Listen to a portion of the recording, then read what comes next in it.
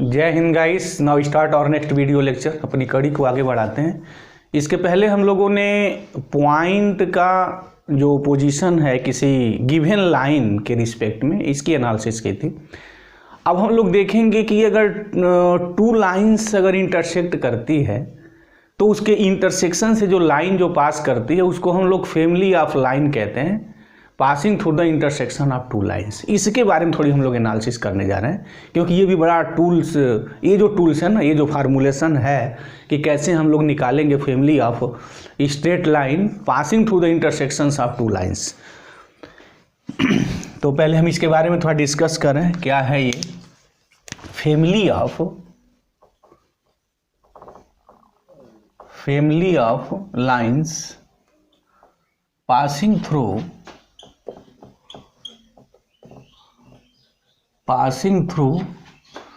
the intersection of passing through the intersection of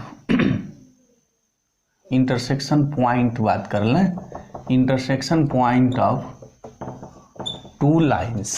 ये बात मेरी हो गई। इस टॉपिक की हम लोग बात करने जा रहे हैं, क्योंकि जब हम लोग पेयर ऑफ स्ट्रेट लाइन शुरू करेंगे तो उसके लिए थोड़ा ये बेस है। तो बेस का मतलब यहाँ क्या है कि कोई भी लाइंस जो दो इंटरसेक्टिंग लाइन के पॉइंट से गुजरता है उसका इक्वेशन क्या लिखेंगे, कैसे लिखेंगे। तो अगर थोड़ा हम लोग उसका जियोमेट्रिकल एनालिसिस करें तो इसकी मीनिंग यही हुई कि ये टू लाइंस आपको गिवन है, कोई भी, ये पी क्यू है और ये एल एम है, टू लाइंस। इसका इंटरसेक्शन कोई एक ही पॉइंट्स होगा, सबको पता है। Always two line always intersect, if they intersect तो always intersect in a point. अगर दो लाइनें इंटरसेक्ट करती हैं तो हमेशा उनका इंटरसेक्शन जो पॉइंट होगा वो यूनिक होगा। अब सबको पता है कि एक पॉइंट से infinite numbers of the lines pass करेंगे, passing through the infinite numbers of the line through a point. किसी एक पॉइंट से infinite number of the lines pass करेंगे, यस, ठीक है। तो ये जो infinite numbers of the line passing through the point हो गया ना, इसी को हम लोग फैमिली बोलते हैं। अब वो एक फैमिली हो गई कि this is the family of lines passing through the intersection point of the two lines. तो हम लोग निकालेंगे कैसे, ये हमारा क्वेश्चन है। तो इसको निकालने का जो मेथड है, this is the very easy. देखते हैं, जैसे मान लीजिए कि टू लाइंस दी हुई है। एक लाइंस हमारी ए है, a1x plus b1y plus c1 0, ये फर्स्ट लाइन। और a2x plus b2y plus c2 is equal to 0, ये लाइन मेरी 2 है। और सबको पता है कि a1 और b1 साइमल्टेनियसली 0 नहीं होंगे, a1 not is equal to 0, b1 not is equal to 0, a2 not is equal to b2 not is equal to 0 simultaneously. मतलब कि वो साथ साथ हमारे जो होंगे वो 0 नहीं होंगे, ये बात है, ठीक है। अब ये दोनों लाइन इंटरसेक्ट करती है तो डेफिनेटली इनका इंटरसेक्शन किसी पॉइंट पे होगा। तो हमने कंसीडर किया x1 y1 पॉइंट पे इंटरसेक्ट करते हैं। तो इक्वेशन क्या होगा, equation of line passing through the intersection of 1 and 2, the equation of, हमारा जो टारगेट है, the equation of line passing through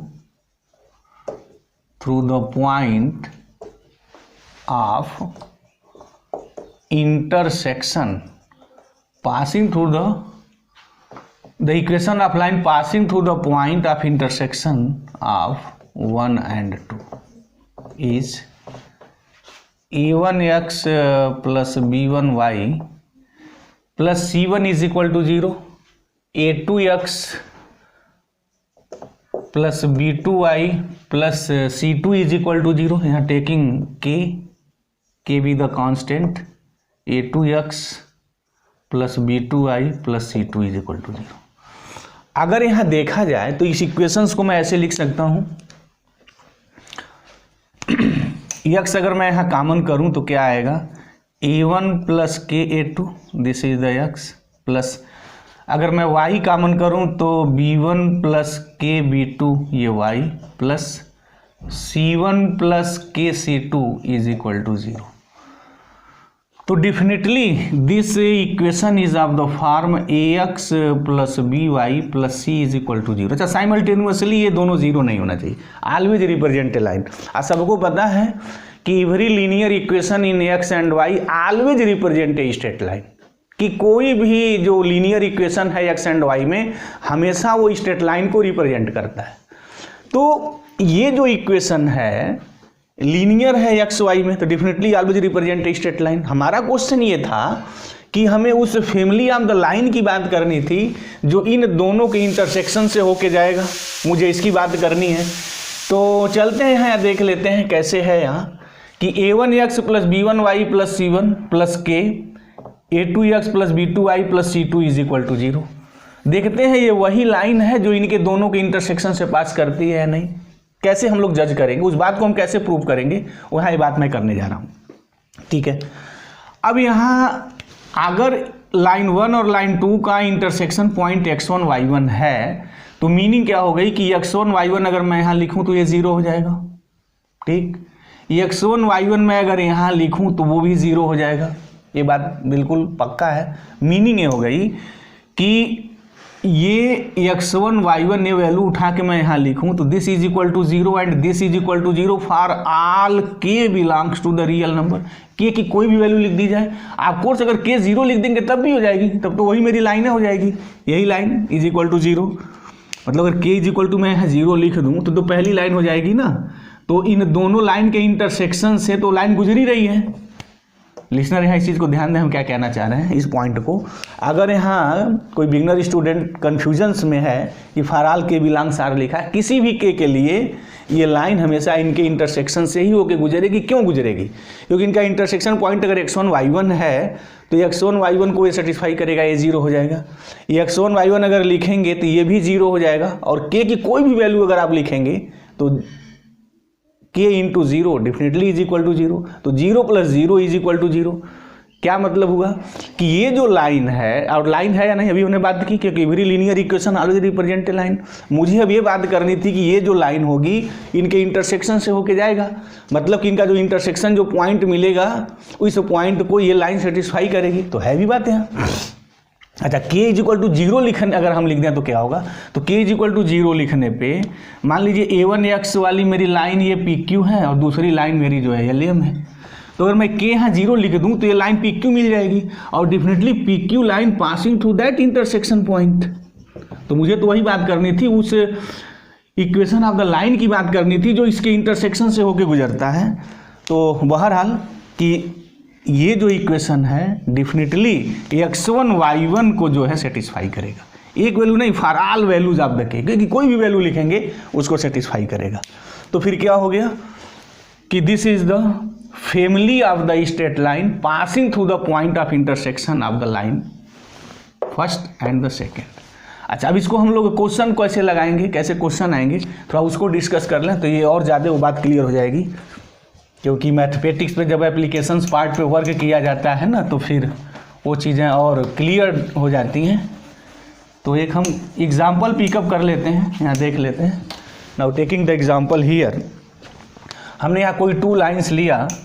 एक लाइन है ली 3x minus 4y plus 1 is equal to 0, first line है, और एक 4x plus 3y minus 7 is equal to 0 एक लाइन हमने सेकेंड ली। अब हम उस लाइन्स का इक्वेशंस निकालने जा रहे हैं। फाइंड इक्वेशन ऑफ लाइन्स, कैसी lines? Passing through intersection of, यानी पासिंग थ्रू द पॉइंट, किस पॉइंट से? Point intersection of 1 and 2। तो क्या इक्वेशंस बताया गया था कि वो लाइन जो इन दोनों लाइनों के इंटरसेक्शन से होके गुजरेगी, कैसे लिखेंगे? 3x minus 4y plus 1। और स्टूडेंट इसको याद रखें क्योंकि बड़ी इंपॉर्टेंट चीज़ है। जब भी हम किसी लाइन की, वैसी लाइन की बात करेंगे जो 2 लाइनों की इंटरसेक्शन से होके गुजरेगा, तो this is the important. Taking star, तो ये मेरा स्टार जो लाइन है ये इन दोनों के इंटरसेक्शन से होके पक्का गुजरेगी। तो देख लेते हैं, पहले इसको सॉल्व कर लेते हैं ऐसा है या नहीं। नाउ सॉल्विंग दिस इक्वेशंस, तो फर्स्ट एंड सेकेंड को, तो इस फर्स्ट इक्वेशंस में हम 4 से मल्टीप्लाई कर दें तो ये हो गया 12x माइनस 16y प्लस 40। इसमें 3 से मल्टीप्लाई अगर कर दें तो ये हो गया 12x प्लस 9y और माइनस 21 0। सब्ट्रैक्ट कर दिया जाए तो ये कैंसिल हो गया, ये हो गया minus 25y and plus 25y 0। तो this implies y is equal to, यहाँ से वैल्यू 1 आ जाएगी। अब ये y वैल्यू अगर मैं 1 यहाँ पिकअप कर दूँ इक्वेशन 1 में तो क्या मिलेगा, 3x minus 4 plus 1 is equal to 0। तो 3x इज इक्वल टू 3। तो this implies x is equal to 1। तो जो इंटरसेक्शन पॉइंट निकला, जो इंटरसेक्शन पॉइंट आया किसका, लाइन 1 एंड 2 का, वो मेरा आया है 1 1। राइट हो गई बात है। यस दिस, ये 1 1 है हमारा, मतलब कि ये जो लाइन होगी अब ये 1 1 से पास करेगी या नहीं, ये हम थोड़ा देख लें, चेक कर लें। तो 1 1 से पास करने का हमारा मतलब क्या होगा, what is the meaning of this. 1 1 से पास करने का मतलब ये होगा कि ये लाइन 1 1 को सेटिस्फाई करनी चाहिए for all values of the के, कि हम कोई भी वैल्यू लिख दें तो वो सेटिस्फाई होना चाहिए। तो कहने का हमारा मतलब ये हुआ कि ऐसा कब होगा कि एक पॉइंट से हमें पता है कि एक पॉइंट से infinite number of the lines pass करेगी, तो इस पॉइंट से पास करने वाले तो एक लाइंस नहीं, infinite numbers of the lines होंगे। तो देखिए कौन सा लाइंस होगी, तो जनरल मेरी लाइन सही है। अब देखिए 1 1 को सेटिस्फाई कर रहा है या नहीं, देख लेते हैं। प्रत्यक्षम किम प्रमाणम, आ जाइए, x की जगह यहाँ 1 सब्स्टिट्यूट करिए, तो ये हो गया 3 माइनस 4 प्लस 1 प्लस के, यहाँ लिखेंगे तो 4 प्लस 3 माइनस 7, ये इज इक्वल टू 0 होना चाहिए। तो ये हो गया 0 plus k into 0 is equal to 0। As for all k belongs R, k की कोई भी वैल्यू आप पिकअप करिए, कोई भी वैल्यू लेंगे तो जब 0 मल्टीप्लाई करेंगे वो 0 हो जाएगा, और 0 प्लस 0 0 होता है। तो मतलब क्या हुआ, ये जो आपने इक्वेशन लिखा हुआ है, this equation passing through the point 1 1, और एक पॉइंट से पास करने वाला तो एक सिंगल लाइन होती नहीं है, there are infinite numbers of the lines. तो ये मेरी जो है infinite numbers of the line है पासिंग थ्रू द पॉइंट 1 1। अब के की वैल्यू कुछ भी पिकअप कर लीजिए, कोई स्टूडेंट अगर के 1 ले ले, जैसे मान लीजिए पुटिंग के इज इक्वल टू 1, अगर कोई स्टूडेंट के 1 ले लेता है तो क्या मिलेगा, 3x माइनस 4y प्लस 1, के की जगह 1 ले लेंगे तो 4x plus 3y minus 7 0, solve किया जाती हो गया मेरा 7x minus y minus 6 is equal to 0। As this is the equation of the line. अच्छा देखिए 1 1 से पास करता है नहीं, अगर 1 1 मैं लिखूंगा तो 7 माइनस 1 6, 6 माइनस 6 ये 0 होता ही है। एस तो this is the equation of line passing through the 1 1। और एक ही लाइन थोड़ी होगी, के इज इक्वल टू 2 ले लीजिए, 3 ले लीजिए, 4 ले लीजिए, आप 2 0 2 1 ले लीजिए, 2 0 1 9 ले लीजिए, ठीक है, 13 ले लीजिए, 15 ले लीजिए, पाई ले लीजिए, कुछ भी वैल्यू के की लीजिए, यानी के बिलोंग्स एनी रियल नंबर। तो किसी भी रियल नंबर्स के लिए डेफिनेटली कि ये जो मेरी लाइंस है 100% पासिंग थ्रू द पॉइंट 1 1। अच्छा अब हम क्या अब इसमें कैसे क्वेश्चंस होते हैं जनरली। अब ऐसा है क्वेश्चन जो ट्विस्टिंग होता है वो ये होता है कि 2 लाइन्स दिया होगा, अगर फैमिली ऑफ द लाइन्स पूछे कि find the equation of the line passing through the intersection point of 1 and 2 and which is the parallel to the given line, या which is the parallel to the x axis. तो अगर ऐसा equation से पूछे तो उसके equations के लिए क्या करते हैं, वो जो थर्ड कंडीशंस इन्वॉल्व करता है ना, वो एक्चुअल में के की वैल्यू निकालने की बात करता है। लिसनर यहाँ इस चीज़ को ध्यान दें कि ये तो हो गया, this is the general equation of the line passing through the point of intersection of the 2 lines, 2 लाइनों के इंटरसेक्शन पॉइंट से गुजरने वाले, ये मेरा लाइन का इक्वेशन है। अब जब ये लाइन कोई और एक्स्ट्रा कंडीशन देगी तभी के की एक पर्टिकुलर वैल्यू निकलेगी। जैसे के की एक वैल्यू हमने निकाला, this 7x minus 5y minus 6 is equal to 0।